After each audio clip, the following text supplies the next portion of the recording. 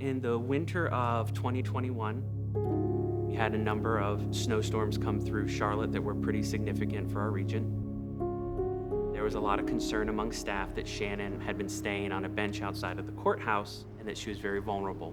She really wouldn't even take help when we first met her. She's been through unimaginable things in the time that she spent outside. I thought it was kind of a tough time. I had to adjust to be without a roof over my head. The journey starts way back. Mother and father were very staunch Christians and disciplinarians. From there, I went to ITC after accepting the call to the ministry. And for about 20 years, things were well. But over the years, there were things happening within my family, especially after my mother became ill with dementia, and I was her primary caregiver. So when she died, I went through a lot of mental health issues. I let those emotions come in to why I was in my situation. Stepmom is gone, she don't want you here. I more so wanted to sit back and let the sadness in. For 20 years, I wallowed in that downward spiral. I was in substance use and living on the streets, living in abandoned houses. So I'm grateful that I connected with the shelter because the shelter was my redemption. It was my way out. It was my way up. And I'm grateful to see where I am today. The pain that you come from motivates you to take that next step. All right. What's going on, man? When I first met Mr. Irvin, we were both guests here at the shelter.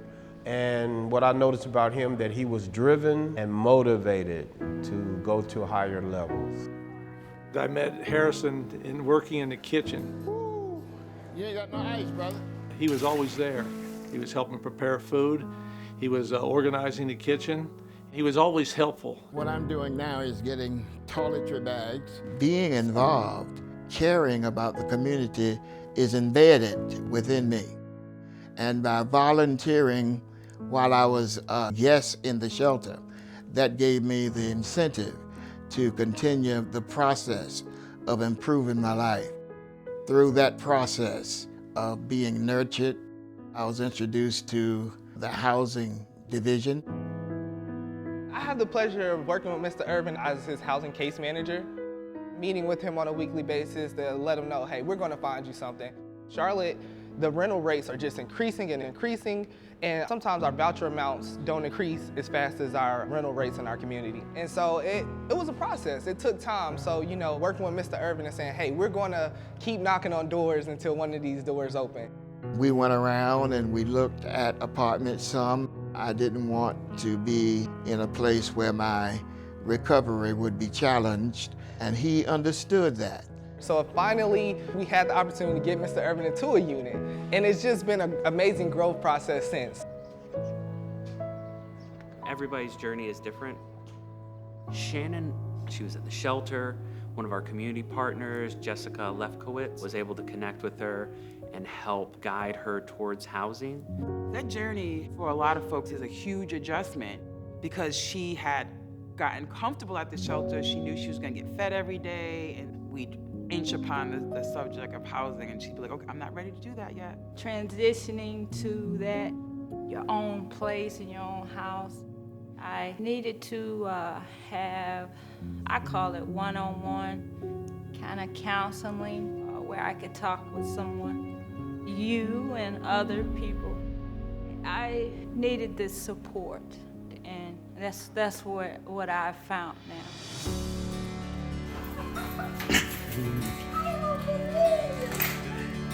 She's been here for 4 months now. Yeah. Initially, she was very hesitant. to come out and interact with people. She was adjusting, and I'd go visit her, and I could tell she was laying down, and I'd say, Shannon, I want you to go outside and get some fresh air. I want you to go for a walk. I want you to take all of this in. And through the consistency of seeing her weekly, she made some friends, and she's coming out of her room more. This has been an opportunity, something that I'm working on. I'm taking it one step, day by day. You know, she has struggles, but I would say mentally, emotionally, where she is right now is light years from where she was. There was more dialogue. There was more question, and we grew beautiful friendship in that process.